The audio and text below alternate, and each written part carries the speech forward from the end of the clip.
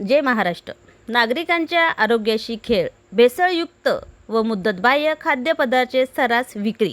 तालुक्यात अन्न सुरक्षा तपासणी वाढविण्याची नागरिकांची मागणी.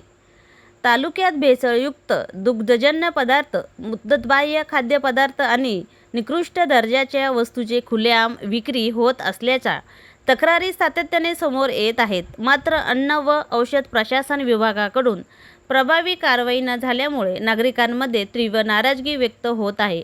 अन्न औषध प्रशासनाच्या कार्यपद्धतीवर प्रश्न उपस्थित केले जात आहेत. रोजच्या आहाराशी संबंधित व अन्न पदार्थाच्या दर्जाबाबत काही ठिकाणी शंका उपस्थित होत असून दुधात पाणी मिसळले जात असल्याची चर्चा नागरिकांमध्ये सुरू असल्याचे सांगितले जात आहे. या पार्श्वभूमीवर अन्न सुरक्षा मुद्दा पुन्हा एकदा चर्चेत आला आहे. अनेक नागरिकांच्या मते बाजारपेठेत विक्री होणाऱ्या अन्न औषधावर नियमित आणि काटेकोर नियंत्रण असणे आवश्यक आहे.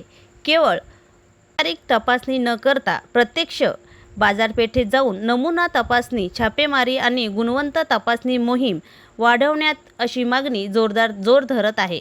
विशेषतः डेअरी उत्पादने, मिठाई विक्री केंद्रे तसेच किराणा व दैनिक अन्नपदार्थ विक्रीच्या ठिकाणी अधिक लक्ष देण्याची गरज व्यक्त केली जात आहे.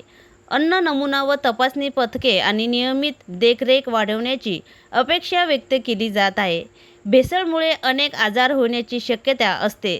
त्यामुळे अन्न सुरक्षा नियमाची काटेकोर अंमलबजावणी ही अत्यंत महत्त्वाची बाब असल्याचे स्पष्ट केले जात आहे.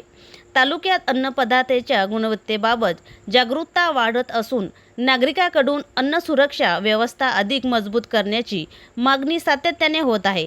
या पार्श्वभूमीवर प्रशासनाने या विषयाकडे गांभीर्याने लक्ष देऊन ठोस व नियमित कारवाई करावी अशी अपेक्षा व्यक्त केली जात आहे.